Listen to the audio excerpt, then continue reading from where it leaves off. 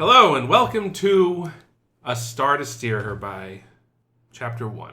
It was the best of times. It was the best of times. It was the fucking god damn it. We'll get into this. I'll do the introduction first, and then we're going to have a little therapy corner. A little... Related to the episode or related to other problems? Restaurant rampage.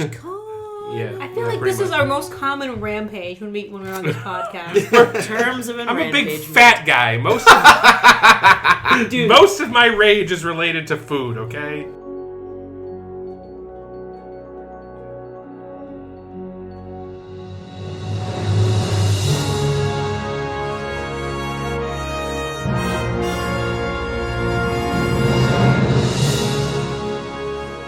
This is episode 62. Hey. Don't What? step on the man's intro. Although, because no one told me this. Well, that's why I said I realized we hadn't told you, so I had to... Right, well, let me take it from the top then. Okay. Woo! Hello and welcome to A Star to Steer Her By, episode 62. Woo! Today we'll be talking about two next generation Star Trek episodes, Datalore and Angel 1. My name, of course, is Jake, and I'm joined by... Chris? Ames? And Caitlin. So, just to start us off, we're going to talk about these two episodes. I mispronounced the first one intentionally. I believe the correct pronunciation is Datalore. Datalore! I am Datalore.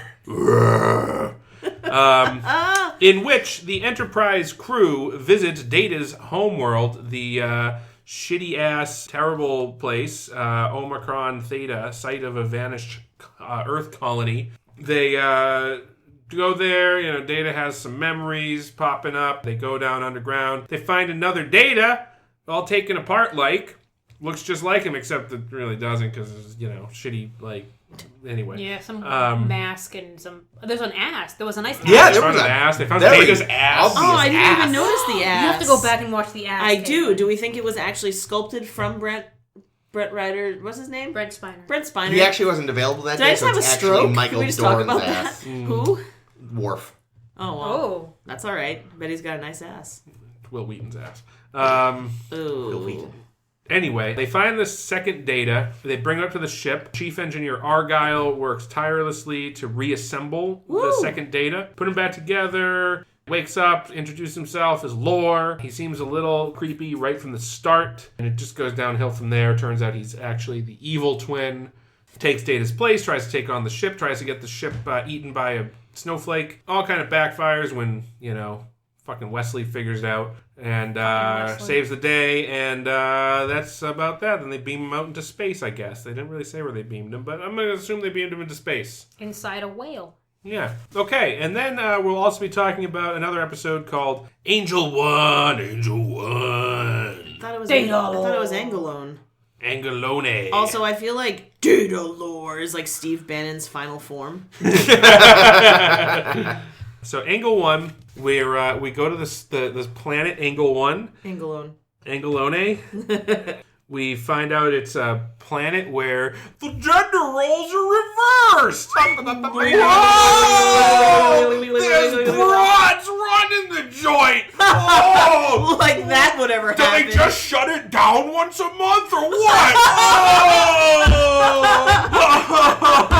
Oh boy, that was good. Women. And that's the episode. Well, you kind of forgot boing. And it's ruled by a hot lady. Boing. And every man has a ridiculous codpiece on their uniform. My idea of heaven, frankly. So, yeah, we're on Angel 1, the planet where women are not only in charge, they're real assholes. Just like real life. Am I right? If ever you wondered what a Hillary presidency would be like, folks. Oh, God. Wait, so I'm just imagining Hillary Was being really Bill- seductive. Is Bill Trent? Oh, that's amazing. Okay. So naturally, this on this planet, the reason they're there is they're checking out. There was a crashed shuttle a couple years ago. Some guys are missing. And of course, they're like, well, no, they're fugitives because they're men who believe that men are as good as women, and we all know that's bullshit. That sounds right. They gave Troy some lines. So Troy got to speak She a had couple some times. feelings, She guys. had some breasts. Oh, Some did large, she? some large I didn't notice her breasts. breasts. Really? I was too busy They were noticing. on full display. Really? For something that was ostensibly supposed to be a progressive episode, it was anything but. Did she have big titties? Oh, going yeah. on? Like, would she have like a particularly low cut Yeah, shirt or something? very lot of cleave. You know what it is? Much like Riker, I was too busy checking out the Queen. Yeah, well, so that's the thing. So Riker, of course, plays his masculine wiles to plow the leader of the Angel One. Beata or something? Number one Bianca. puts little number one in Angel One's number one. Nope. I'll allow it. Yeah. Whatever. Anyway, back on the Overruled. ship. Everyone's got the sniffle. Everyone's getting a little sick. Got the sniffles. No, Riker Riker isn't got there. that. So everyone's got a little drip. Oh, Jesus! Wow. Except for Data. Except for Data. Well, he was on the planet for most of it. Anyway, so on the ship, they end up leaving Geordi in charge. It's so bad. Oh, poor Geordi. It's either him or the boy. So, like, everyone's sick. And then there's, like, some shit going down in the neutral zone, so they're going to have to check that out. But meanwhile, the fucking bozos on the planet are refusing to leave, and they've been sentenced to death and stuff. They probably deserved it. Like, Probably. Yeah. Just for that haircut alone. Well, they started a fucking coup. You can't just go to a planet be marooned on a planet and decide you're going to start a fucking coup. Get the fuck out. Yeah, but they're not affected by the Prime Directive because they're not Starfleet. Yeah, we'll get to that. Also, one of them, like, married one of the leaders. A couple of them I was did, going to say, I think they all said they had wives. Yeah. There are only 4 of them. How many wives do they need? Well, Lots. maybe they were polygamists. Anyway, it all works out in the end because the president of the women decides that she's not going to be on the rag that day and lets Well, them all because go. at that point, she's in thrall to That's Riker's true. cock. Well, yeah, that's the thing. So- Like, really, the moral of this story is if women are left in charge, everything would be fucked and there would be executions in the streets, but all they need is a good talking to... and a good deep dickin'. A good deep dickin', Yeah. and For a a minute- good talking to from a man, I and thought- everything will be better. Thank God he was there to mansplain how fucking martyrs become Yeah. like sainted. Like, holy shit, my fucking mind is blown. Thank God you were here. I definitely misheard you and thought you said a good cocking to.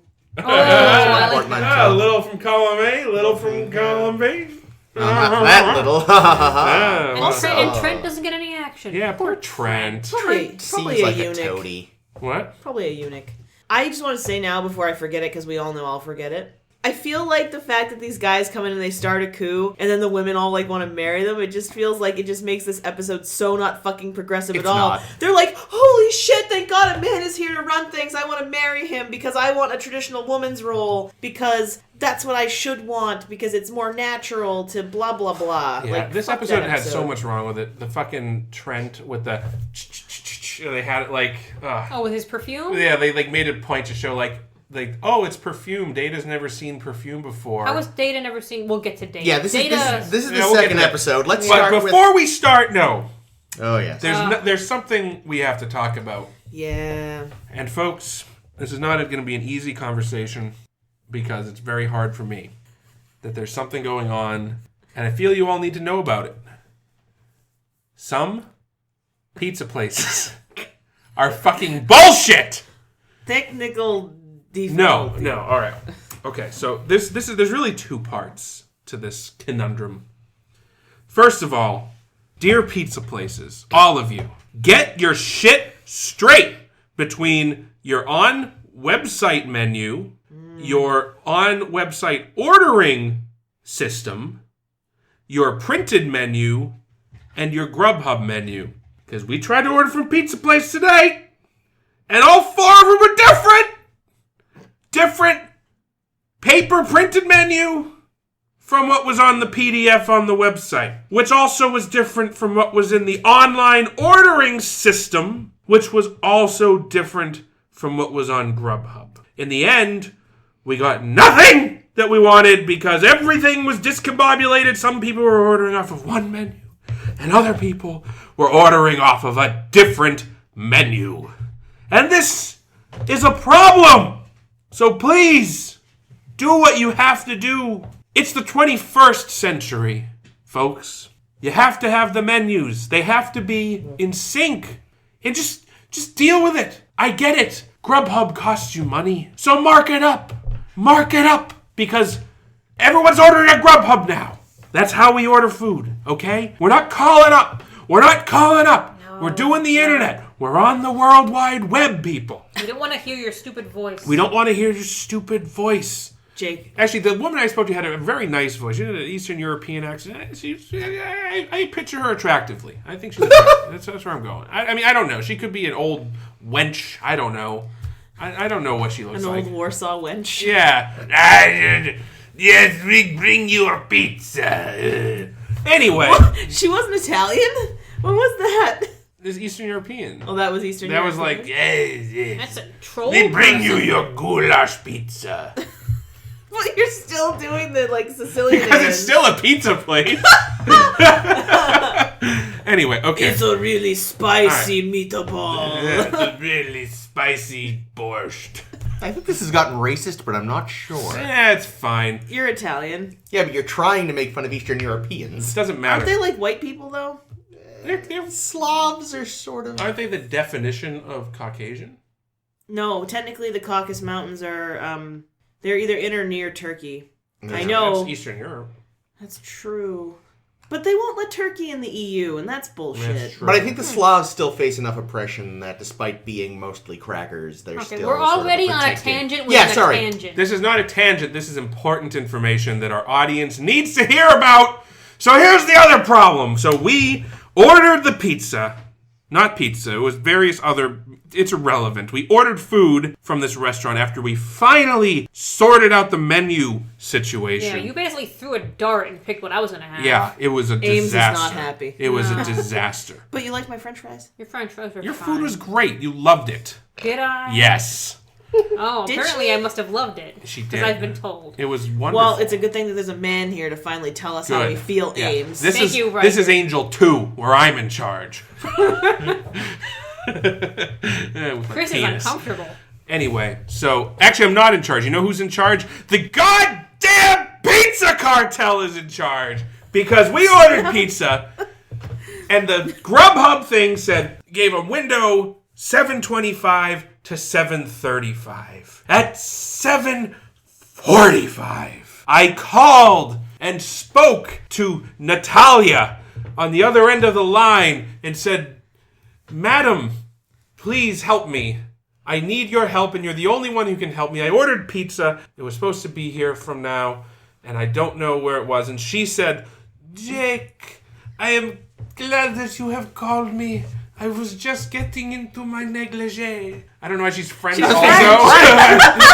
Well, because negligees are French. Yeah, surely. True. Anyway. They have the best sexy undie things, right? Pizza. Under things. So yes. I called, and Cigarette she pizza. said with no accent. I mean, she had an accent, but I'm not going to do an accent again, because you get the idea.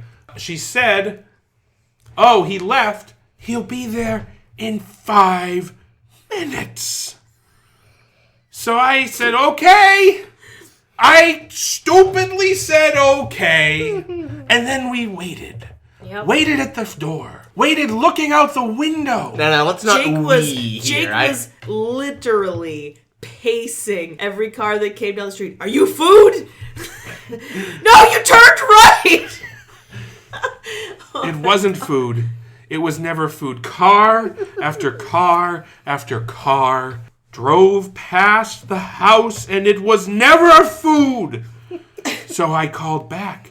At 20 minutes later. At 8:05, I called back, and she answered the phone again, and I said, "Madame." No, you were off the rails by this point. I said, "Where is the damn food? Where is the food that I have purchased?" That you told us was on its way. That you 20 said was minutes on ago. its way. You're like a mile away from the house. There's no way. Did he walk? Did he get 6 flat tires? What happened? And if he got 6 flat tires, where are the other 2 tires? Whoa! So, and she said, okay, I'll call him. So she called him while I was on the line, and she gets back and she says, he'll be there in 4 minutes. And then he got here probably 8 minutes. 8 minutes later. It was a disaster. It was, okay. Food was warm, though. Food was warm. Ish. Regular listeners will understand. I have a big problem with the star rating system. I think, a normal person, and I mean someone that's not... We're not normal people here. An ordinary person would say, well, this was a 3-star experience because they think that 3-star is the bottom. I would say this was a 2.5 to 2.75. Oh, see, I'd say 1.5. You're being I very generous. was going to say much lower. He Well- got to talk to the woman. I also... And she was wearing a negligee. The food did arrive. They did follow the special instructions that I They gave them. barely apologized, though. Oh, yeah.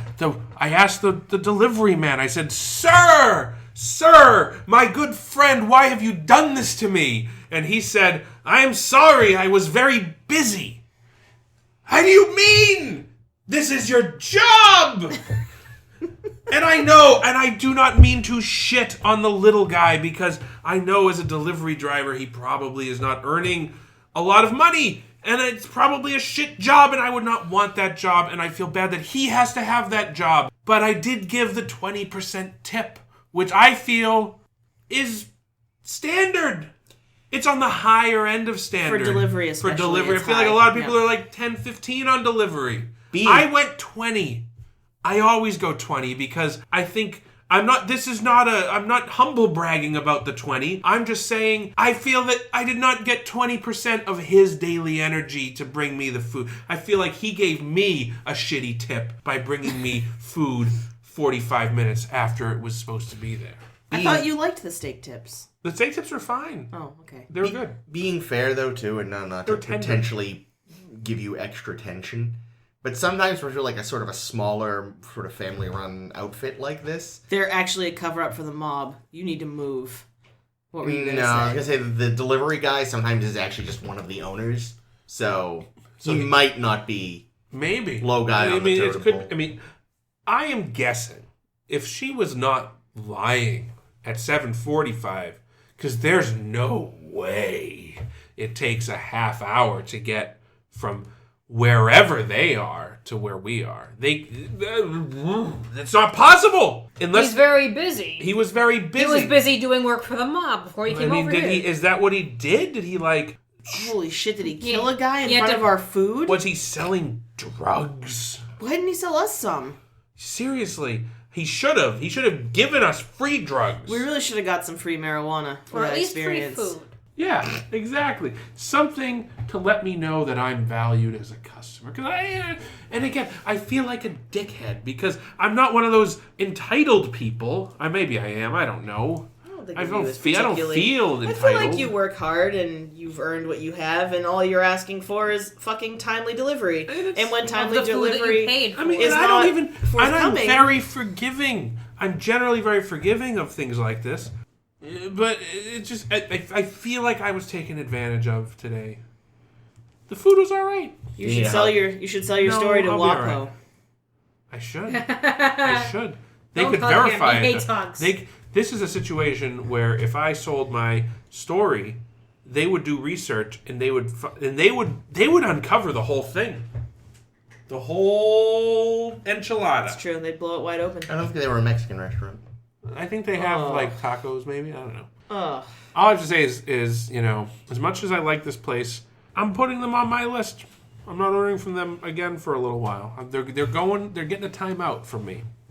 Let them think I'm about not what going to they've name done. them. I won't name them because I don't want to do that. You don't want the mob to come after us. You wouldn't want our ones of fans to revolt against this pizza place. Listen, I'm sure we've picked up dozens of fans so far this episode. That's a good point. Yeah. Like, people are calling their friends, like, you gotta turn on Starship shear the sheep. What the fuck are you called? So, Star Trek. Oh, yeah. I am That's what we're here pleased for. to say What is Star Trek? that I think for me, Datalore has probably been the first properly good episode.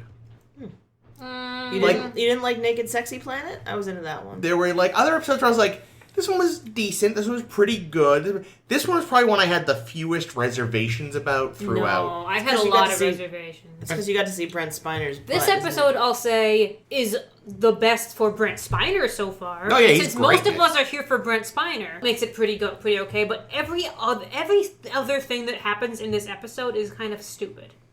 Really? Wait, didn't we get our first Shut Up Wesley? We got a lot of Shut Up Wesley. So then, not all bad. Then. Well, no, but as usual, it has Wesley being the only one that works out what's really happening, because for some reason, every single other person does not realize something is off with Data and Lore. Well, yeah.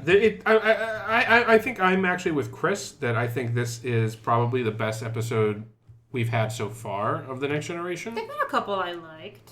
I forget what ones I'm they not are. disputing what you like. I'm saying what I think. So I think this was the best one we've had so far. But I will agree that it does have some serious flaws. Is it the best so far because everything else has been terrible, though? Well, yeah, probably. I mean, I'm not saying it's a great episode. I'm just saying I think it's the best we've had. But I do think it's had its flaws. I think that there is a lot of stupid shit. And I agree that the fact that no one else seems to realize that this obviously evil person is evil, except for the child, is... I did is like Shut kind Up of, Wesley, though. Is kind of silly. You're welcome, James. That was actually one of my notes, was, where is it? Shut Up Wesley? No, I mean, yes, but not the one I was going to reference. Oh, yeah. Is he immediately creepy only because I know he ends up evil? No, the way he does the facial tics is really Well, even gross. before, like, when he first wakes up, before he's done any tics even, he's just like... He's his first smarmy. line is just... He's yeah, smarmy, and that's his what it eyes is. are redder than Data's. There's Are a they? lot of... Yeah, I noticed a lot of stuff that made me... I don't know if it was just because, like, he played Data first, and they had to, like, leave the contacts in for a long time, but I felt like there were subtle differences between his look and Data's look, and I was just like, ugh. And I actually didn't know... I guess I was vaguely aware that he was, like, a prototype, and that Data was created to... build on what was learned from this guy, but I don't know that I knew that he was specifically evil, but it became pretty clear to me that he was bad. Okay. With a capital B. Yeah, I think the facial tick was a stupid addition. Yeah, that was Yeah, dumb. That was wasn't unnecessary. That was a bad idea. Very And the unnecessary. contraction, even though they make a big deal about, oh, Lore speaks in contractions and Data doesn't, there have been a million exceptions to that rule so far. Yeah. Also, the fact that I just think as an element in Data's character, whoever made the decision that, oh yeah, we'll make it so he can't use contractions. What a fucking stupid idea, writer who came up with that one. Because contractions are not hard. Fucking Microsoft Word corrects contractions, and it's done it for like 25 years. Well, and I'm sure Brent Spiner and everyone that had to write for him from that point forward was like, fucking hell. Yeah. Oh, and I'm sure they slip up. Just do a search and find for any apostrophe and see if you've got to change any. Data was found, 23 years ago? 20-something years ago? 26? 26 years ago. And has been... He's gone through Starfleet. He's been an ensign for however many years. He worked his way up to lieutenant. And yet, somehow, it seems like every single fucking aspect of human life he still does not understand. Yeah, it's weird. That seemed like... I don't know why this backstory was what they decided to come up with, because it makes Data more confusing. Yeah, but speaking of Data's upbringing, Data's backstory, or whatever we have. So he's found on Omicron Theta, just laying on some rocks. Yep. His entire colony has been wiped out by the snowball. Well, that's what I was unclear of. Like, when they found him, the planet was still alive, right? Yeah, that was a little confusing. That got a bit fuzzy. Because at I the thought it was beginning, dead. well, that's what's implied later, but at the beginning, like, oh, the crew of the ship that found you described farmland. Yeah. Which, if the monster had already been there... Oh, actually, there was a weird thing that I noticed about this, the timeline of what must have happened on this planet, because they showed all the, like, nice little drawings that the kids drew that they put up on the refrigerators, because that's what you do, of the crystalline monster attacking people. So they must have had time between one attack of this crystal monster and it taking out everybody for the kids to have drawn these these crayon arts. Maybe they thought they were safe in the bunker. Yeah. Maybe they were safe for a little bit. That part does get a little weird. Like, the timeline doesn't quite work out. It's very strange. Yeah, it's never fully explained, I don't think. I mean, we do meet that crystal creature again. Do we? That's really? fun. We do get It is pretty. we get to see its destructive power. Huh. But it's a badass. It was a really good special effect. I was just going to ask you that. Was that the original special effect that we saw on Netflix? No shit. That was really good for 1980. Well, I didn't see it on Netflix. Now it's time for a mini rant from me. God. It'll be very short. So, I watched this on a break at work. But for weird, quirky reasons, Netflix doesn't work on my work computer. But CBS All Access does, and CBS All Access has all the Star Trek. But even though CBS is an owner or part owner or whatever of Star Trek, CBS All Access, their big fuck me flagship platform, doesn't have the fancy HD version of TNG that everybody else has. You're fucking kidding. SD, the sound was kind of fuzzy and shitty. God damn it. Get your shit together, God CBS, you damn it. fucking assholes. CB fucking ass. We're spending money such a on this fucking shit. mistake. Yeah, no, like, it's such a fucking joke. But yeah, no, I really like the new show. Yeah, but like the platform's garbage. I cannot justify paying money for it. I have a question. If CBS has shitty Star Trek and Netflix has good Star Trek, is CBS gonna is Star Trek gonna leave Netflix? Are That's we what gonna I'm be afraid stuck of. paying for CBS All Access for the rest of our fucking lives so we can finish this podcast? I will would- buy I the would- box sets I'd buy first. box They're sets. cheap enough now. I would not. You I can would, probably get the whole series, like every single series, for like $85. Oh, yeah, I think it'll I'm- come in. I have that Roseanne collection that's literally just a box with like 45 like CD sleeves. It'll be like that. I think you can buy like the full box set of TNG Blu-ray for not too bad. If they wanted to sell a lot of DVDs, that's what they would do. They'd pull it off Netflix. I feel like that would sell some stuff. Yeah. But either way, yes, very impressive special effect for 1987, 88, whatever this was. 88. I think most of the filming was in 87. But. Yeah, I mean, it's a cool effect, and it's a cool monster. Yeah. I like the idea of this sort of faceless, and it kind of reminds me a little bit of some of the TOS monsters that are, like energy monsters or Doomsday Machine. clouds, sort of. You don't really know their motivation. In this case, it seems like it just likes eating people, but it might doesn't? also be evil. We don't know. They're sort of. It could just be like a Galactus. Neither good nor evil. It just needs to survive. It likes lore. Pain. I thought that Lore's suggestion of how to trick, when he was pretending to be Data, and he was like, we could beam a large tree. I couldn't help but think of like Guy in Galaxy Quest, suggesting how they would form a rudimentary lathe. It's like, we could beam a large tree into. It's like, what? Lore hates trees. Apparently. That's why everything on that planet is a fucking dust heap now. Because he hated trees so much. I'm confused because I missed this tree thing. So Lore was pretending to be Data, and he wanted to trick the Enterprise into lowering the shields. Oh, right. So he told Picard, we should beam out a living object. thing and then blow it up with the phasers. Where the fuck are they supposed to get a tree? They got a fucking arboretum on the fucking Enterprise? Probably. Yes, they do. They do? They actually do. They have an arboretum? That's how they, I think, do their Air. oxygen recycling. Keiko O'Brien, Chief O'Brien's wife. We saw the garden Works there. in that episode with Miranda Jones in TOS. Yeah. Forget the name of it. Yeah, but the TNG is supposedly got a better one. Nice. Got an arboretum. So, a couple thoughts related to the finding and assembly of Lore. One, his storage room certainly has a flair for the dramatic. It's got all these clouds. Two, in the storage room, all of his parts just seem to be up on the wall in like little special holders. But then when they're being brought into the assembly room, some of them had randomly put into those jars of barber disinfectant.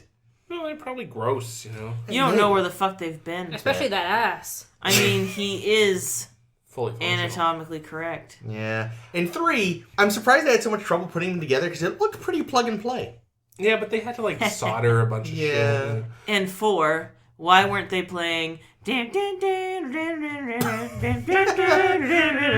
under it while they were putting them back together. That That's would've what I'd been like to great. know. You fucking dropped the ball, Roddenberry. Speaking of balls, did anyone else just kind of assume every time things were getting awkward, it was because they just wanted to be like, so his hog, right? How does it compare to yours? There's like a point where Picard was like, so does he have all of your parts? Like, he was obviously asking about the dick. Tasha wanted to ask too, I'm sure. Oh god, she's imagining a three-way, you think? Oh my. Oh my god, I am now too. But like... I mean...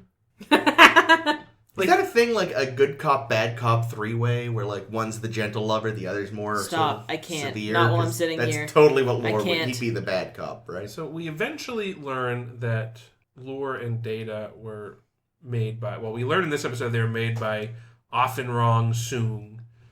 And eventually we find out that he also looks That doesn't just even like rhyme. them.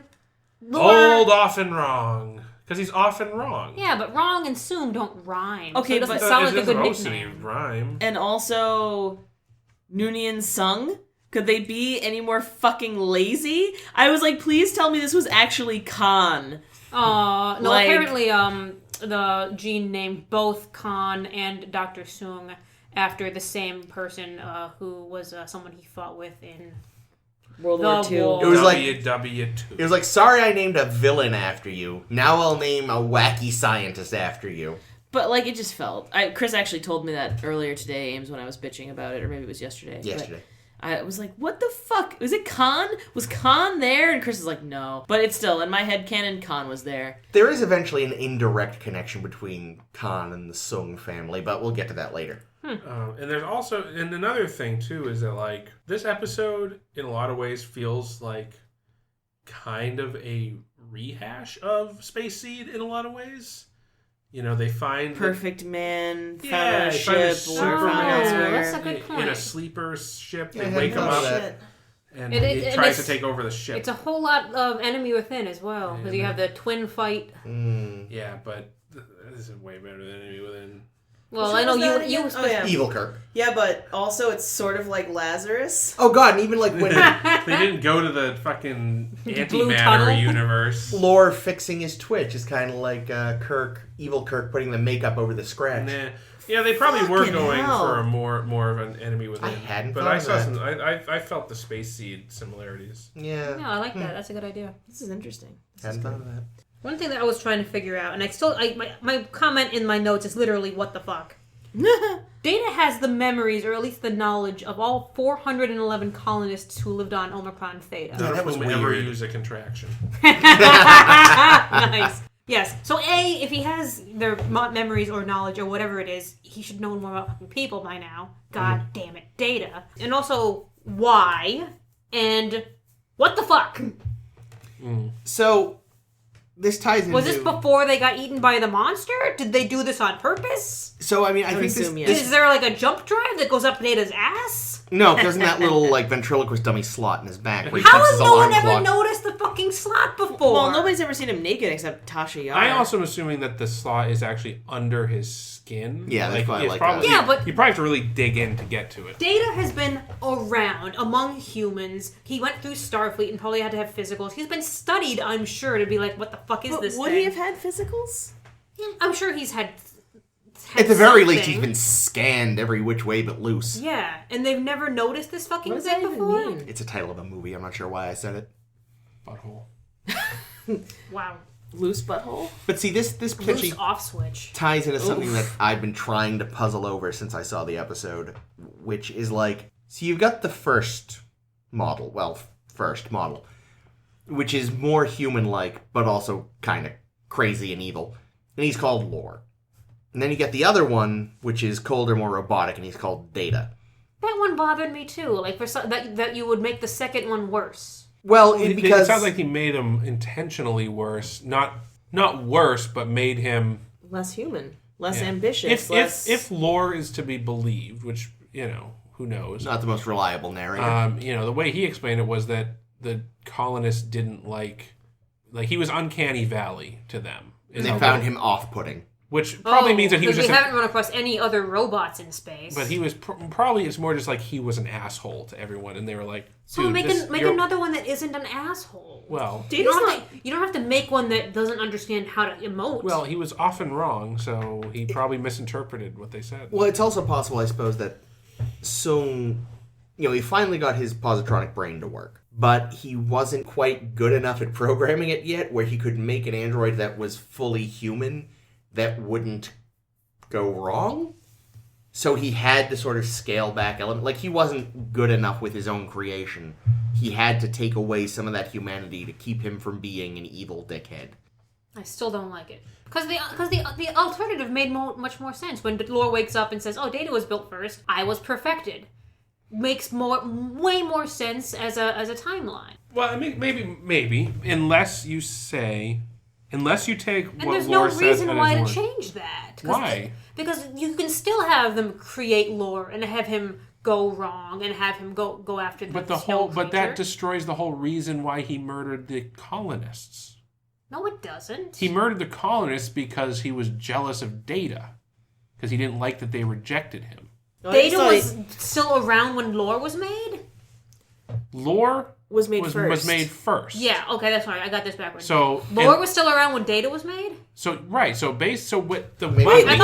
implication is this. Then who took him apart? The implication is this. Okay, here's my understanding. So I'll walk you through how I see it happening. You tell me if this makes sense to you. Maybe I'm wrong, but first you order a pizza. So Lore was created. First mistake. Lore was created, and he was an asshole. And the colonists went to Sung and said, "Dude, your robot's an asshole. Shut him down." And Sung is like, "Okay, well, how about I just make a new one that's a little nicer?" So you leave the one that's broken on. Well, wait. Okay. So he starts working on Data. Lore recognizes that this is happening, acts as a computer, contacts the snowflake and says, "Hey, got some juicy life forms on this planet. Come and get them. Here, kitty, kitty, kitty." And then the monster comes and does the first attack on the planet where everybody has to go hide underground. And then Sung's like, "Fine, Lore, that's the last fucking straw. You called that fucking monster. Fuck you. We're taking you apart. That's it. You're done. Okay? No more second chances." So they take Lore apart, stick him in the closet. Meanwhile, he finishes Data, and then the monster comes back for a second helping. So, and that's when the monster gets them. That's when they can't escape anymore. They all got killed. The children, the men, the women, the children, the trees, everything the dies. last ditch thing is Fucking to get trees. Data And then on like, as they're like, fuck, they're like, just put him on the rock. Let's go. Upload our memories into him. Yeah. So that's my sort of take on probably what happened. Yeah, that's the closest I could imagine. Yeah, but then I would think that they would have recorded some of this. The people, the colonists. There would be some documentation well, maybe put it into Data. But he doesn't seem to know any of it. Yeah, he doesn't even know anything. But again, it sounds like the way he explained it wasn't that he had their memories, it's that he had their accumulated knowledge. Yeah, in which case he should know about why the fuck they were getting killed. And contractions. And contractions, god damn it. Also, I'm willing to bet Sung wasn't supposed to gently disassemble Lore and put him in a closet. Yeah. He was probably supposed to have destroyed him. He's like, "No, I totally did," but his ego wouldn't allow him to destroy his son. He thinks of them as his children, you know. Yeah, his children. So he would not have done that lightly. Which is why I don't think he would have just immediately taken him apart. Yeah, until probably after he had betrayed the colonists. Yeah, before it was too late. Well, it's very complicated, and they did a lousy job explaining of it. Yes. The other thing that's a little there's a problem. One of the problems I've had with the show so far is that everyone says something that it's like, as the audience, you're like, "Oh yeah, now I understand," but the people on the screen still don't understand. For example, when they're in the like a balloon, when they're in the lab on the planet, that's enough time. And Data's like, "Oh, I have fleeting memories of a Dr. Sung sitting here," and then Geordi and Riker are like, "Oh, I wonder if it's Dr. Noonien Sung," and then they tell the anecdote about, "Oh, he never could get it right. I wonder if he came here." And like, as the audience, you're like, "Oh yes, it is obvious now that Data was created by Noonien soon. Often wrong. Soon. But the characters still seem to be getting it. They're still talking about it as if, wow, that's interesting. The positronic brain. Where have I seen a positronic brain before? I wonder if he ever perfected it. Data, how do you think about this? Use your brain. You have a positronic brain. What a coinkydink! Also, like the Data sounded like a really shitty psychic. I'm getting... Yeah. There was someone here. Still a better it psychic than started Troy. with S. Troy, who did not appear in this episode, thankfully. Here's how much of a non-presence she has been in this show for me. I didn't realize she was missing. Same. I only realized she was missing from the episode when, after watching this one, I was later editing one of our episodes. We were talking about Troy, and I went, "Oh, she wasn't in Datalore, was she?" Yeah, see, the hard thing is that her absence is countered by Wesley's presence all the fucking time. He's so around all the time. He's so around. He's just, and I was very glad we got shut up Wesley several fucking times. But he's just so the worst thing in the world. And he also didn't shut up. I mean, this episode, I wrote down a comment. This episode is 90% Wesley looking thoughtfully over his shoulder as someone is talking about something that he knows more about. They're like, oh, Lore's doing something weird. Wesley. Yeah, those chairs should swivel. Also, he really didn't learn his lesson, which I think is the worst part. Because Shut up, Wesley? Well, no. He acted unprofessional on the bridge. Well, he's 13. It doesn't matter. He's an acting ensign. It does a He little. should be held to a certain standard. I agree, but he is a He kid. did not learn his lesson. Well, then he shouldn't be on a fucking bridge. Riker, I definitely did agree not with that. give him the talking to that he said he was going to give him. Well, because as always, like you said, he's the Cassandra of this ship. How could you give him the proper talking to when he's been proven right yet again? That's the thing. It's like, if I were Picard in this situation, I'd be like, yeah, you know what? You were right, Wesley. Good job. Good job on being right. But here's a fucking lesson for you. Sometimes being right all the time and being an asshole about it, people still don't like you. Yeah. Okay? You can be right 100% of the time. And if you're an asshole, people still won't like you. Take it from me. I know. Yeah, I really... He should have at least Everyone gotten a loves written. Picard. Should have at least gotten a written demerit, This version of him. He should have been thrown off the bridge permanently, or at least or off given the a ship timeout. permanently. They into should have beamed space. him into space with lore. I am waiting. That escalated quickly. I am waiting desperately for Picard to become Picard already. Like, there were glimmers of it, here and there, but, especially, so much of these first batch of episodes has been someone doing something stupid, and it is, unfortunately, often Picard. Again, I know this is going to change. I've seen the later episodes, I've seen the movies. He eventually becomes, Captain Picard that we all know and love. But right now, fuck me. Right now, the infamous Kirk versus Picard debate, no contest at this point in the series. Kirk can command rings around him. But I know this changes, but my god is it painful. And he can seduce rings around Riker True. at this point in the series. Wow. I don't know. Although I don't think Kirk would have been confident enough in himself to get with the Angel One lady. Disagree. He would have put her She in was the also bone zone. hungry for anybody. No, I know, but I still feel like She had a thirst. She wants she a would have dick. been she would have been too forceful, and he would have found an excuse to leave. That's true. He likes to be the one He on, does. a one on top in Yeah. these situations. Yeah. Anyway, I'm not ready to talk about Angel 1. No, neither am I. I just Yeah, because we haven't talked about. We briefly mentioned one of the more important. Data's dick? No, Oh. well, we'll get to that too. But I think we do need It's a to. lot we gotta get to. I think it's important that we acknowledge the return Oh. of one of our favorite Ah, characters. Yes. Argyle! Argyle's back, I was so baby. excited. I texted you, didn't I? I You was did. like, hey, it's Argyle! did. So Argyle's everybody's back, favorite baby. buddy. Better than ever. Yep. Chief engineer. Well, that's debatable. Yeah. He doesn't do a whole lot. I mean, Bev does more, I think. Yeah, yeah. At least he's not McDougal. Because fuck McDougal. Apparently. Argyle is where it's at. Argyle forever. Good old I shades. prefer Tartan.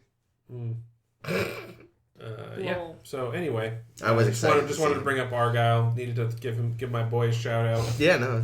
Oh god. Okay, best part of the fucking episode, if you're me. The sneezing. No, the sneezing was terrible. I hated the sneezing. I thought the sneezing was really dumb. I detested the sneezing. I thought the sneezing was really dumb. I detested the sneezing. Like Brent Spiner, there could have been any other thing your character could have been doing. How did we allow it to be sneezing? Someone else wrote this. Practicing sneezing. I'm masturbating. I'm practicing Brent had a lot to do with the script, and I'll get to that in a second. Wait, what? Brent Spiner had a lot to do with the script, and I'll get to that in a second. So he might have had say over the sneezing. Oh dear. Anyway, you were going to say a thing first.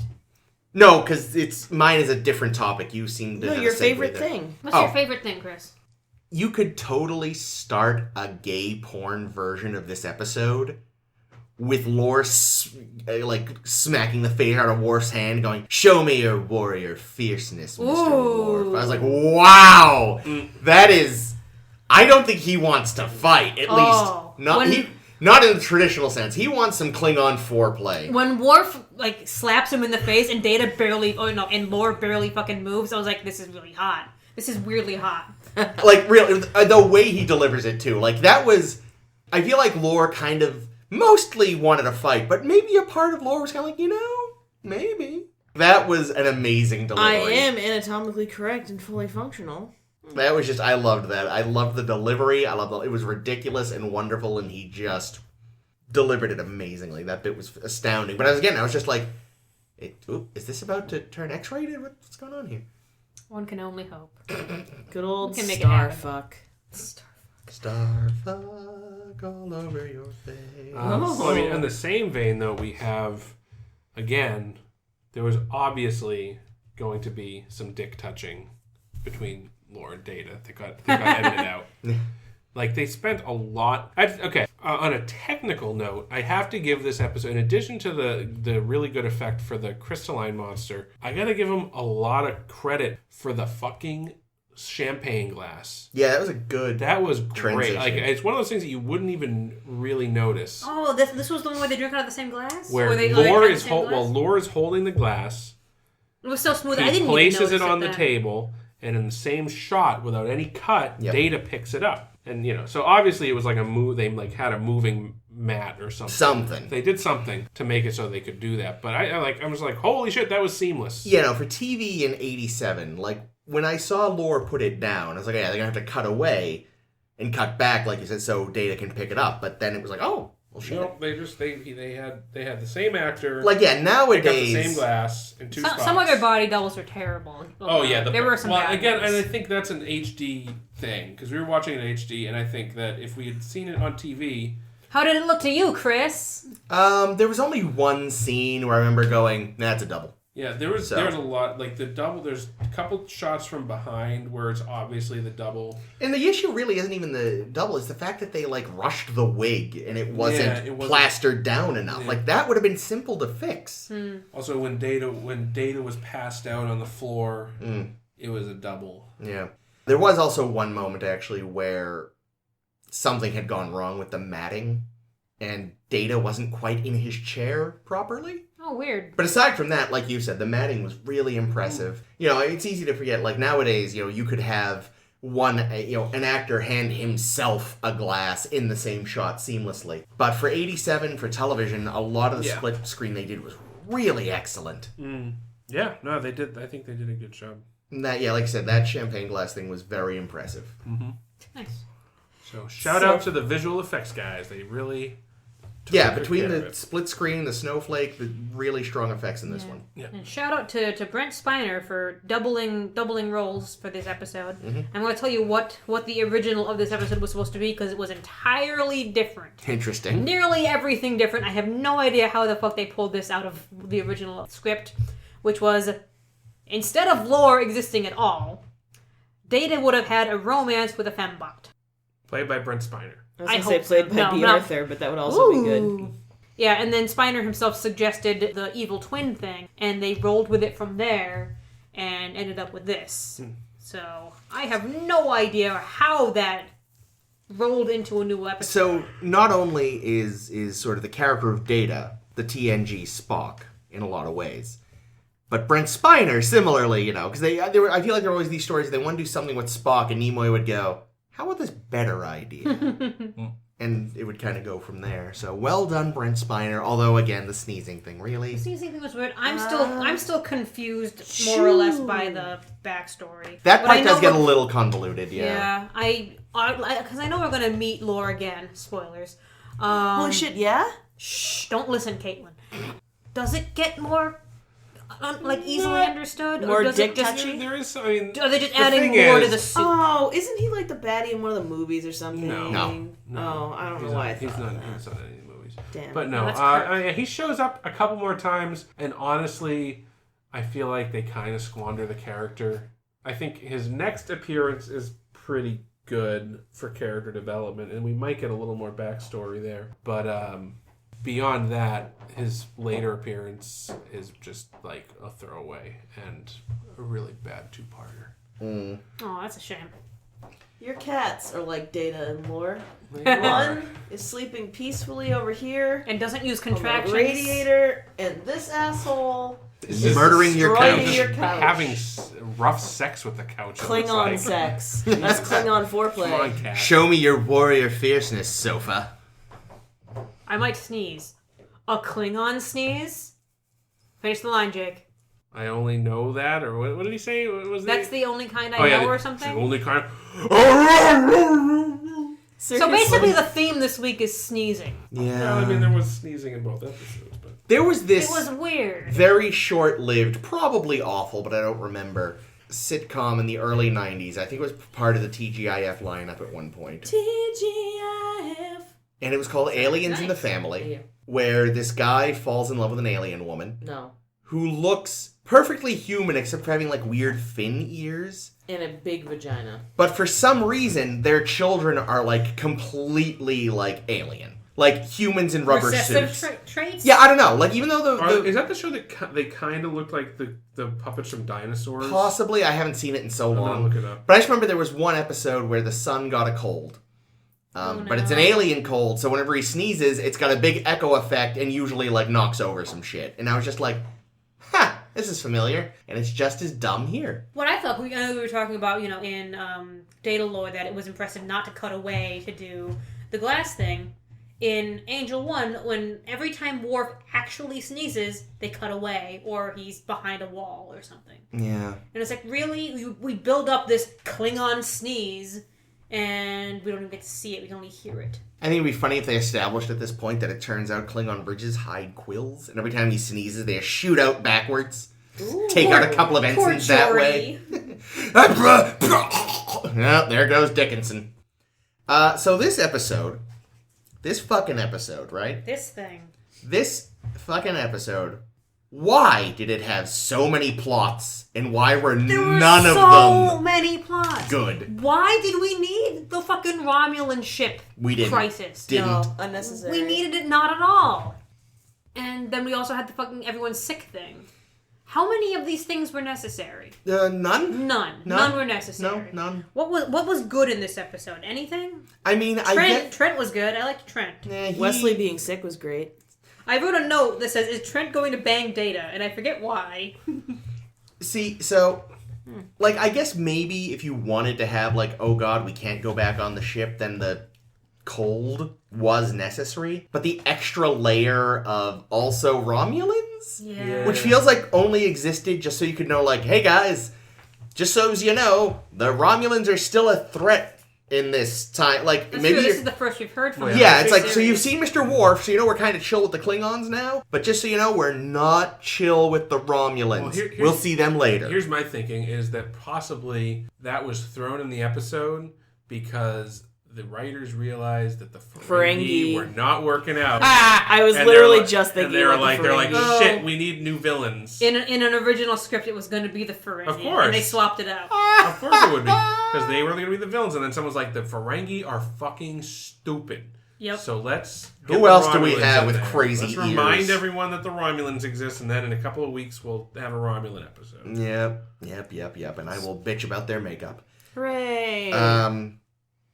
But yeah, no, too many plots. Yeah. None and of them also, good. even, like, if the Romulans were attacking, they should take priority over saving fucking Ramsey the asshole. Yeah. Like, the Oh, second you Ramsey learn, the asshole. oh, there's another problem that's way more important than your stupid thing. let's go deal with that one. I mean, really. But they're also sick because Wesley went on a stupid skiing trip in his goddamn spangly outfit. So why did they get sick from the holiday? Well, I don't think they did. There was some very brief, easy to miss mention. It was isolating everyone who'd been smell. on some kind of field trip. Oh, I missed this. Yeah, entirely. no, that's. I mean, I was confused by the smell. Oh, I thought thing. the field trip was the skiing lesson. Yeah. No, that was a skiing lesson on the holodeck. She then Which mentioned. they ended up just playing. They weren't skiing. They were just playing snowball snowball fights. fight. That's what Wesley thinks skiing is because he's a fucking. I thought they were off for fencing. Yeah, they look more Like I thought, fencing. oh, this is what these assholes think future fencing's gonna look. Skiing? What? Future Assholes. skiing. I know. Assholes. Terrible design. Surprised they even still have skiing. I feel like global warming is going to take care of that. Well, we've gone to other planets that have snow. Well, We've got because they Hoth. have to do it in the Well, that's Star holodeck. Wars, but No, that's a good point.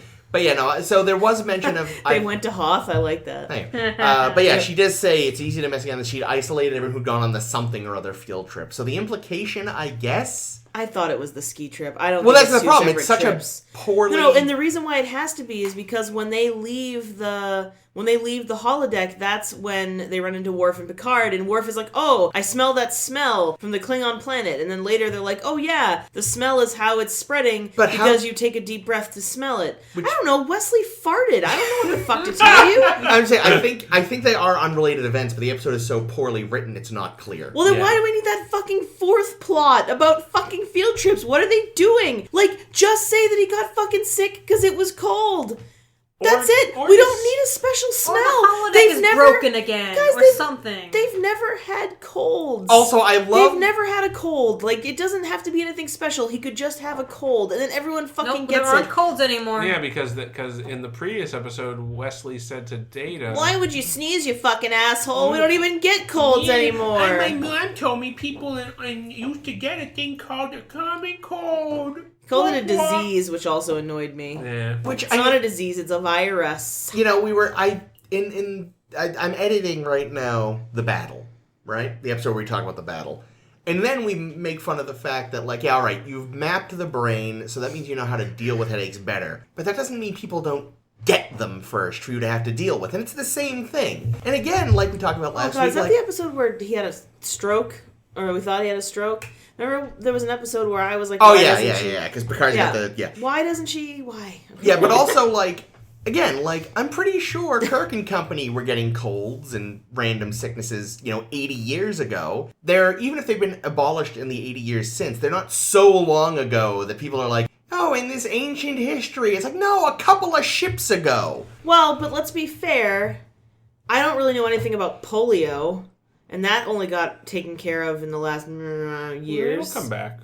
Isn't there still a lot of The polio anti-vaxxers will see to it. I'm just saying that, like, not really knowing a lot about the common cold, even if it was eradicated 80 years ago, sort of makes sense to me because I don't know shit about polio. Also, here's the thing. I'm just going to throw this out there. I think Crusher doesn't know what the cold is. No. Because she's a shitty doctor. Well, yeah, I love that She sucks at her She job. does suck. Like, it takes until, like, oh, this smelly smell, where it's like, I didn't consider maybe it's airborne! Yeah. You're Also, on a fucking spaceship. She just smelled it, so she's infected. Damn it, Like, Crusher. but Here's not. the thing. But like, not. why wasn't everybody who showed any symptoms just immediately quarantined? Period. Into Also- space. And anybody that had been in contact with anybody that showed symptoms quarantined. How is a ship this fucking enormous have so little in the way of medical facilities that they had to convert a holodeck into a quarantine station and then just start isolating people in their quarter? Like, you don't have at least some of those already? Wait. But, I mean, if there's like 1,000 people on this ship, you really think they have 1,000 hospital beds? No. Do you think that if everyone in this fucking city got sick, there would be 2 million hospital beds for us somewhere? No, but in like Well, I'm I just get saying, that. I get it's- that eventually you're gonna have to start taking drastic Well, measures. a third of the people were down. That But seems like a drastic measure. she was talking about having to convert the holodeck like early on.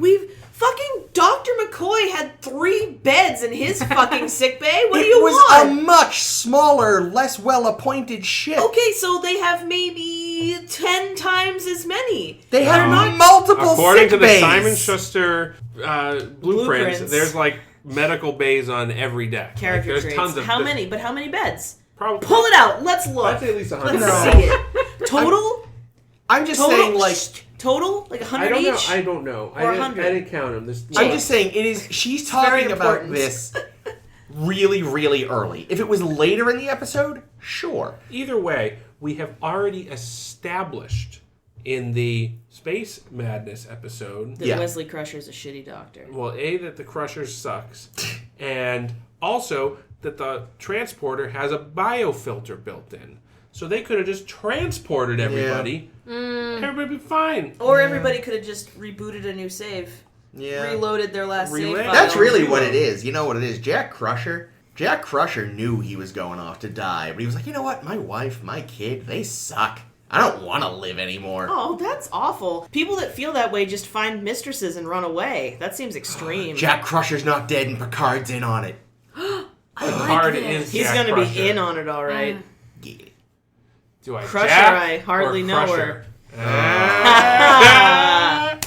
That was bad. That's that's very good. we've mostly talked about Nice. the Oh, I get awful it. and God pointless damn the awful and pointless B plot, technically. Mm-hmm.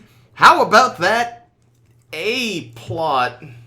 I don't give it an A. Anus I plot. give it a D minus. Anus No, plop. there definitely was some D. Hey, you know what comment I wrote when they were spraying the perfume and Data asks what an aphrodisiac is because Data somehow doesn't know vocabulary because fuck you. Has fucking never idiot. seen perfume. And also, Data himself is a walking aphrodisiac, so he should know. And also, Oh, like the fact that it's snap. not like a space perfume, it's like in a little fucking An a- Well, atomizer. because Atomizer. this planet is at a approximately late 20th century level of technology. We didn't have space atomizers in the 1980s, so they don't.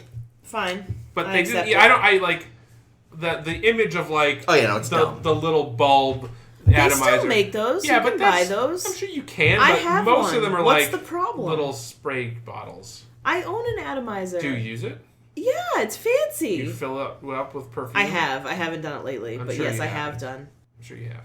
I believe you. have done. I believe. I don't care if you believe me. No, I'm sure lots of ladies own them. It's just like They're you know. so pretty. They're They're a so elegant. novelty item. I'm never gonna own anything nice, so like I you're might as like well when lie you to buy myself. perfume, it comes in a bottle with a sprayer. It does. attached. That's true. So if you want to use the atomizer, you can, Yes. but it's purely decorative. Yes. So okay, I'll give them a pass.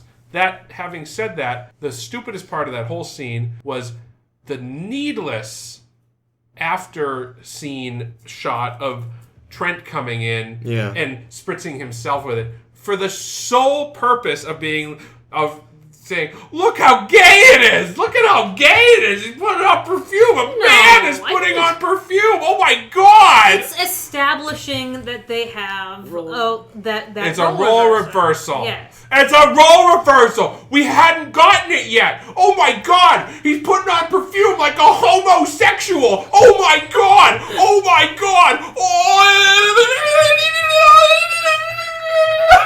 It is a tad unsung. That's the most horrible thing I've seen since that fucking dot matrix 20 dick fucking. What did you just do? You were slapping yourself about the tits. What just happened? I've seen too much. But still, it was just a stupid scene. It was a stupid scene. I mean, It was not needed. It was the whole I mean, purpose of that what scene. would you have done in a different scene to show to remind us that Showing Well, it had to because- him reading a roadmap to the clitoris. Yeah. Yeah. I would have had been like they show like okay, Tasha and Beata? no and Troy. Troy. are standing in the room and they're I don't know and Trent walks in and invites them to brunch. No, that's still gay. That's what I'm saying. Oh. That's to remind you that. But Trent's not gay. I think the problem But here. it's the role reversal. Yeah, I think He's effeminate. He in might that not be case- gay, but he's effeminate. Yeah, like Making it effeminate in that case is the mistake because it's not that the effeminate behavior is what makes you yes. lower. Maybe that's I my don't point. know. No, but it shouldn't be. You're my right. Point, it should my be. point is It that should be that. yeah, that there's no. My point is that there's no reason why if they wanted to do this society where the women are dominant, because first of all, there are examples of that on Earth. Yep. In history that they could look at and be like, oh, that's how that society would function. But no. So they had to, because the writers for this episode are fucking idiots. Mm-hmm. Agreed. They had to show not just that the roles are reversed in terms of the power structure, but that the men also act kind of girly. But yes, no, and it does kind of feel like the director said, rather than try to act effeminate, the director said, can you do a stereotypical homosexual? Yeah. Have you seen when Eddie Murphy does a gay voice in his stand-up? Can you do that? But how much? Not even that. I wouldn't have made the men particularly effeminate. No, that was a misfire. If I would do this, I would have been like, no, just have the women act feminine and have the men act masculine, or just don't even act a certain way. Just act your part. Act your part. You're in charge. You're not. Yeah. Period. It doesn't. This. There's no implication in this societal structure of sexual nature. It is. I know that's where they were doing with it, and I think that was a wrong move for them to do. Yeah, no, they're falling back on roles as expected in Western society of men and women. Mm-hmm. You know why they had to do that? Because if it was too much like real life, it would scare the shit out of their audience. Can you imagine if women were valued just for the way they are? And men didn't just walk in and dominate whilst they were still acting like men? If it could happen on that planet, it could happen here. That's what I really think. I think they had to like totally subvert gender norms totally to make it less terrifying for their probably mostly male, probably mostly untouched by women audience. Well, let me mansplain this to you, please, okay? Please, because, you know... Us women need it. I know. Well, here's another thing, though. I agree. I think that... And I think in a way, I don't know if it's necessarily that they were afraid of people's reaction. I just think that they needed to lay it on thick, they thought. Yeah, Christ, and did they. You know what the extra stupid layer in all this delectable cake is? Oh, save me. It was intended to be commentary on apartheid. What?! Whoa. I'm feeling attacked, Chris. Who wrote this episode? I want them dead. I didn't write it down. I mean... You were going to say I didn't write it. I thought we had reached the pinnacle of apartheid commentary with Lethal Weapon. Still haven't seen Lethal Weapon. Yeah, neither have I. What does this have to do with apartheid? Not a fucking thing. Well, I mean, clearly, but I mean, like, if it's an one were a really thing. brain dead person... Oh, go on, Games, go on, tell me. Oh, no, that's it. It was an oligarchical society. But, like... It was a lot worse than that, apartheid. Like, yeah, way worse. And also, there weren't... From what I recall, they were, murdering people in the street. There were no black people on Angel 1. That's true. Yeah, so it was... But there were men. Instead men were the black Instead people. of white and black, it was those women and the men. And Riker is a fucking enabler and a fucking... I hate this episode more now. Complicit in their thing, right? But, like, so who would he be in apartheid? Riker? Yeah, like, if... He'd be like the black muse of some apartheid leader. He'd be I'm thinking like a Danny real Glover person. in Boba. What I'm talking about, like in real apartheid. Oh, I don't know. Was there a person? Was there a powerful person from outside who was like helping them apartheid? Danny Glover in Lethal Weapon. But that's a movie. I know. I actually don't know. I don't know a ton about the history of apartheid. Danny Glover was actually... We don't teach it here because who cares? Danny Glover was actually in a movie... being sarcastic, by the way. Danny Glover was actually in a movie called Bopa. I'm possibly mispronouncing the title. And it was about a black policeman in South Africa who was essentially complicit with the white government. Ooh. And presumably there were people like that. Well, if anyone, that's going to be Trent. True. Would be that. Who seemed like a smarmy little toady. He looked like he needed his haircut. Like, seriously, did fucking someone call He-Man? No, his haircut was fucking better than Ramsey's haircut, which looked like he was under the weed whacker. I mean, to be fair, he's like living out in the middle of nowhere. Probably doesn't have good scissors. I don't know. His Chica comes and visits him a lot, and I'm sure could like. He's got a razor apparently. I mean, a razor raises.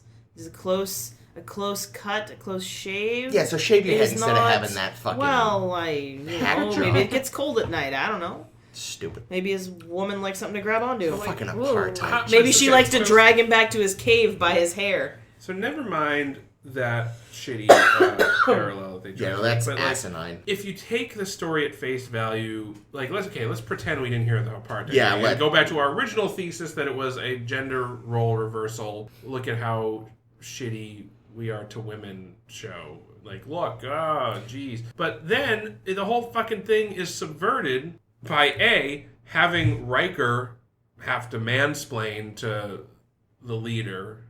The elected one. How to lead. And then, secondly, you have, like as you mentioned, Caitlin, they have the men out in the wilderness seducing their women so that they can get all married and knocked up, I guess. Yeah, no. Yeah, and then they follow them when they're exiled. Yeah. Because that's all women really want They're gonna- and need is a man to take charge. Definitely. Also, yeah. you know what would make it nice? Instead of wasting so much fucking time on the B and C plots, maybe show us more of this society so that when Riker gives his impassioned speech about the waves of evolution, that wouldn't have come out of nowhere. Also, it's not evolution. They're outsiders. No, well, I guess it's like a societal. Well, yeah, he claims that like something was already brewing, and here's they thing, were the it's catalyst. Not. It's not, because they're evidently the only men who are resisting Are these are the outsiders. Like from the the men ship- that live in the society, Trent and Seem pretty good. Al, seem totally fine. That's what I mean. Had they had scenes of the larger world showing that there actually were discontent, Yeah,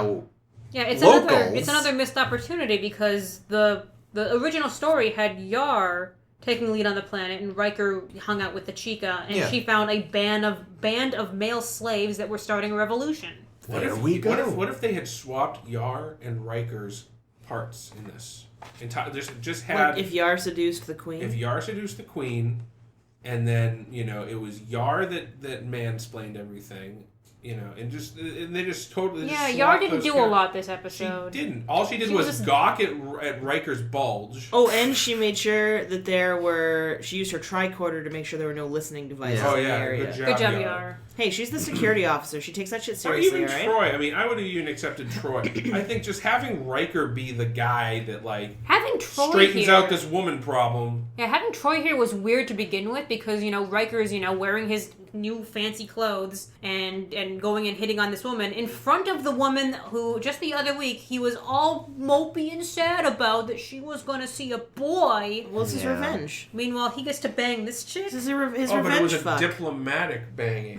Doing it for diplomacy's sake. it's the Kirk method. Yeah.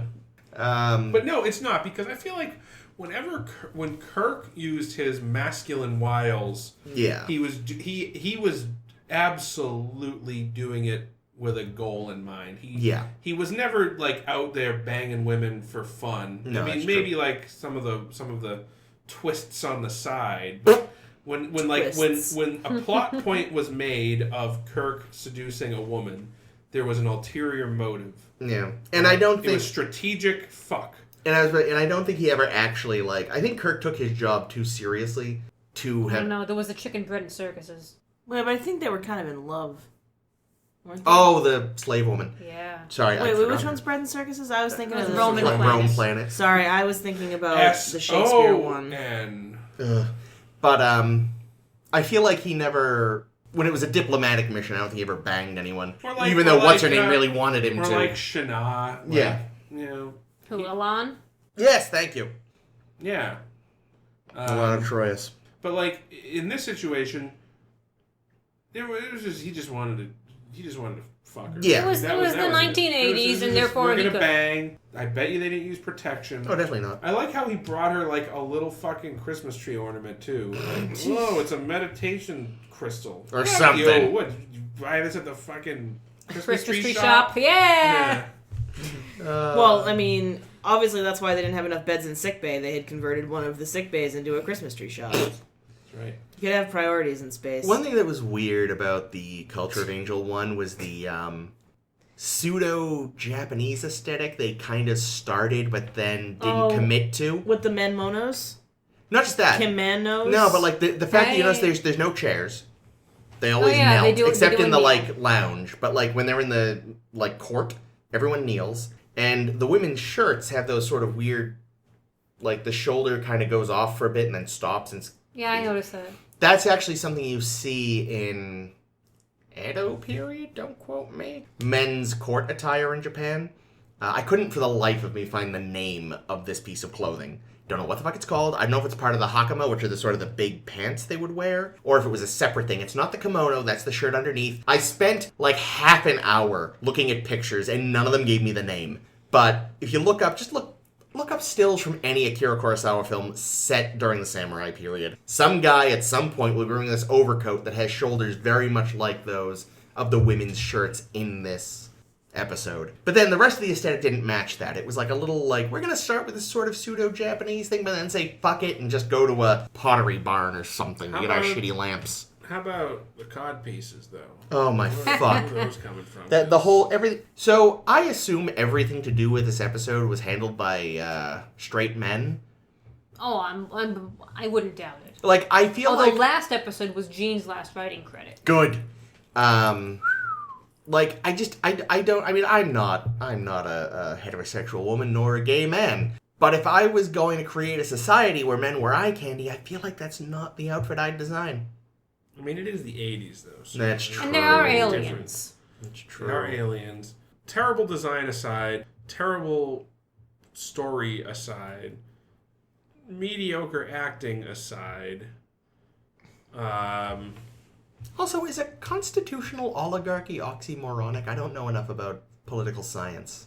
No, not my wheelhouse. Yeah. Also, yeah, the fucking Prime Directive on Oh, display. again. Like, what the fuck, man? Yeah, okay, so either I don't understand the Prime Directive or Star Trek doesn't. Yes. Yes? I think it's that. I think So- it's that second so I one thought- you said. Because I kept being under the impression that it was we don't interfere with non-warp cultures. But we can go bang this woman. We can and go that's talk to fine. them, apparently. We can talk to them and we can let them know like what else is going on in space. Are like these guys not afraid or it doesn't even matter because they're not Starfleet. Which... So they can go and do whatever the fuck they want on planets? You think just being part of the Federation and being in space, part of the deal is like, before we give you a fucking license to be a spaceman, you gotta agree to abide by the Prime Directive. You gotta sign these terms and conditions and these the other thing, though, is that the agreements. Prime Directive changes Yeah. throughout this series, I think, the most. Because I think at the start, it's kind of like what we see in this episode, where it's like, oh, you know, we can talk to these primitive civilizations, you know, We have to abide by their rules. Yeah, we have to abide by their rules. You know, we saw this in Black Planet. Yeah, racism. Justice. We saw Well, it in Justice Planet. We And saw this it in carries Planet. over. This does carry over from TOS. That seemed to be the Yeah, Prime Directive of the time. We can go, we can talk, we can give them, you know, hang out, but we're not going to interfere with their goings on. So we're not going to step in. And, Even though they were totally prepared to kidnap all those people. Well, yes. That would be worth the court-martial aims. Yeah. Really? You wanted to save Ramsey? He seemed like a prick. I hated him. Yeah, it took until much later for someone to realize, hey guys, maybe revealing the existence of extraterrestrials would in and of itself interfere with their culture. Just throwing that out there. Well, yeah, because imagine if, like, a starship showed up on Earth today and was just, like, beamed down and was like, hey, we brought you this fucking piece of plastic crystal. It lights up when you poke it. By the way, we lost some people once. Are they here? No? Well, sorry. All right, let me bang your leader, and then we'll be on our way. take I him. would let Take that him with you. happen. Take him, Yeah, really, please. please take him. Take him, probe him, and don't return him. Oh, my.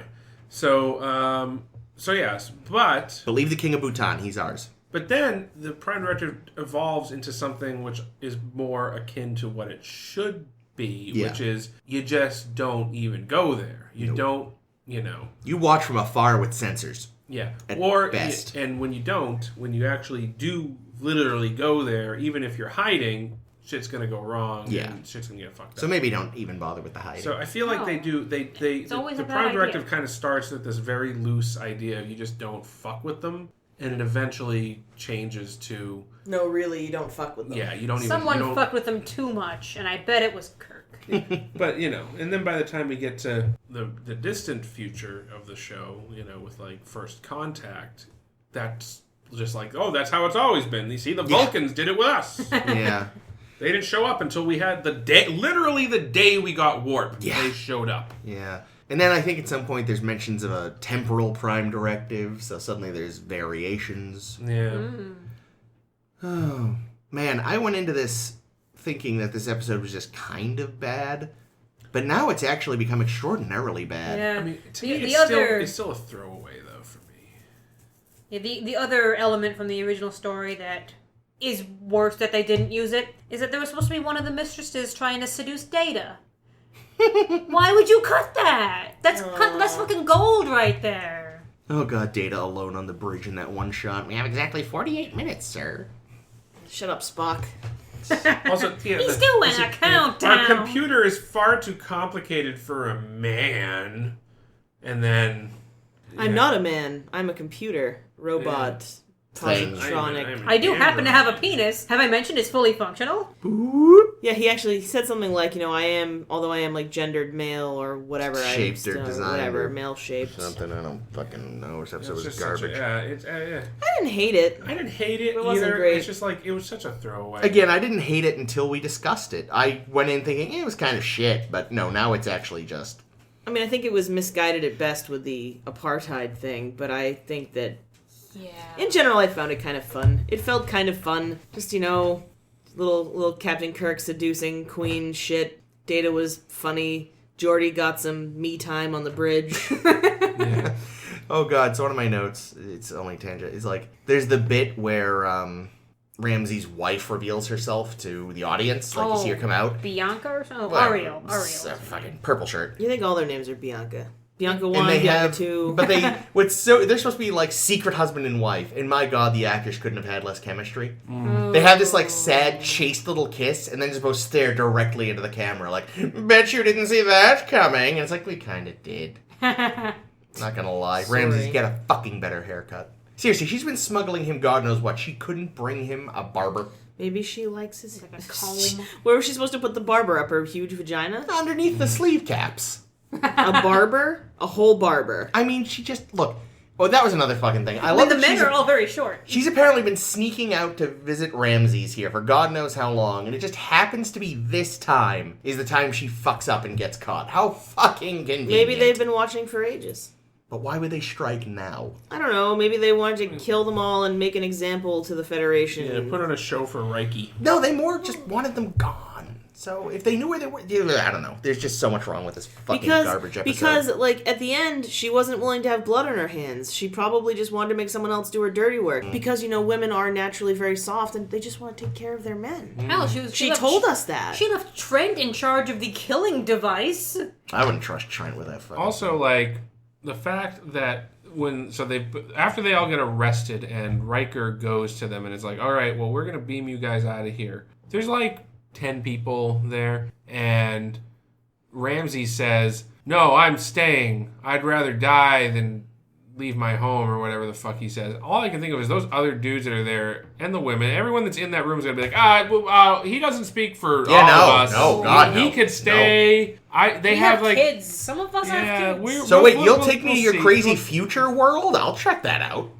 Yeah, I like the idea that, again, just like a man... Ramsey speaks for everyone. Yeah. Just totally good. Just that actually would have been a way better episode. He's like, I'd rather die. Literally, someone just smacks him on the back of the head and they're like, no, we're good. Let's go. Did you notice, though, that the wife, what was her name? I don't remember. Ariel? Purple shirt. Ariel, maybe? Ariel.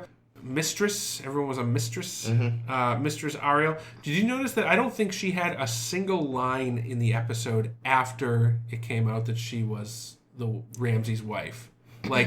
She had nothing. She had a lot to say at the beginning of the episode, but then once she assumed her wifely duties, she was a good and seen and not heard. Seen and not heard. Just like Santa Claus is coming to town. Yeah. Next time you watch that Christmas special, pay attention. Jessica does not have a single line after the wedding scene. Yeah, there you go. So And she has You that say really that like shitty we're gonna watch this song. movie. Oh, it's so fun. You don't watch Santa Claus is Coming to Town? Is it claymation? No, Yeah, it's it's stop motion. It's Rankin Bass. Are they clay? No, the stop motion. I know that much. I don't think they're clay. I think they're dolls. But I think they're dolls. That's terrifying. You haven't ever seen the Rankin Bass Christmas I specials? don't think I have. You haven't seen like Rudolph the Red-Nosed Reindeer? Year Without a Santa Claus and the Miser Brothers? Wow. On the toy trains and the Noah's Yeah, Ark? seriously, we're... The Noah's Jesus. Ark. I'm pretty anti-Christmas. Holy Oh. shit. Well, that's because you haven't seen these fucking specials. It'll change your life. Aside from the Elf on the Shelf, I'm very pro-Christmas. Oh god, the elf. What's the elf on the shelf do? It just encourages children to accept a police state. Anyway. Wait, you haven't heard of Elf on the Shelf? I'm sure I've heard of Have it. you I heard just of Mensch don't on a know. Bench? What? That's a real thing.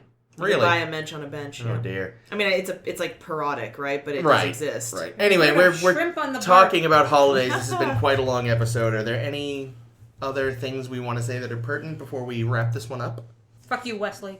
Shut up, Wesley. Shut up, Wesley. Was he in this one? I know. In Angel Shut 1? up, Yeah. Wesley. Yes, he was He skiing. was the ski. He's the one that made everyone Oh, yeah, sick. this so is they the can disease fuck. episode. All right, so, ladies and gentlemen, we have reached the end of Star Trek: The Next Generation. No, we haven't. We've reached the end of this episode. Thank God. Of I know it's was been a a lot. long one. It's been a doozy. I apologize. Not for as going long off as track. how long we waited for that pizza. It's true. It is not nearly that long. But anyway, It's about that long. So, although we will be back next week with 2 new episodes of this old Two show. new old episodes. Yes, we meet the Binars in 11001001. Next There week, is no 2. we will also be talking about Too Short a Season. So that's what we will be talking about next week. 2 more episodes of Star Trek: The Next Generation. You have been listening to A Star to Steer Her By. We're a Star Trek podcast. Follow us online at SSHB Podcast, Twitter, Tumblr. You got it. Go to Facebook.com. Look us up. A Star to Steer Her By. We're also on iTunes. I don't. Are they calling it still iTunes? Yeah. I don't know. I was What listening. would they I call was it? listening to another podcast today, and they said find us on Apple Podcasts. So maybe it's now called Apple Podcasts. I can't say I've really looked, but I feel like if you know what one is, you'll know what the other one is. You can draw the connection. So we are on there though. iTunes Podcasts. Star to Steer Her By. Find us on there. Subscribe. Press subscribe. Press that subscribe button. We're on Spot Hub. SoundCloud. SoundCloud. SoundCloud. Yeah, you're right. SoundCloud. SoundCloud. Sound clown. We're on SoundCloud. Give us a review, like, and subscribe. Review and 5-star, or 3, or 2, however many. Do what you got to do. Yelp us. Give us a Yelp and find us on Google.com too. Star to Steer Her By. Podcast. StarTrek.com. I think he's broken. Where's his off switch? We've never actually checked, even though we've had him around for 32 In my years. asshole. You must fist me. You Bend must over. Fist me. Ah, there it is. All right. Yeah, I'm surprised we didn't bring up fisting with all the data switch talk. Anyway. We just did. Good. I'm glad we got back You to that. gotta leave it in. You gotta leave it in. Yeah, whatever. It's the only fisting reference of the episode. It's a rule. Hashtag fisting. Hashtag fisting, hashtag Star Trek, hashtag Angel One. This, of course, has been Jake. This has been Chris. This has been Ames. And this is always Caitlin. Catch you on the flip side. Why are you making up taglines that Woo! are terrible? That was bad. I'm so sorry.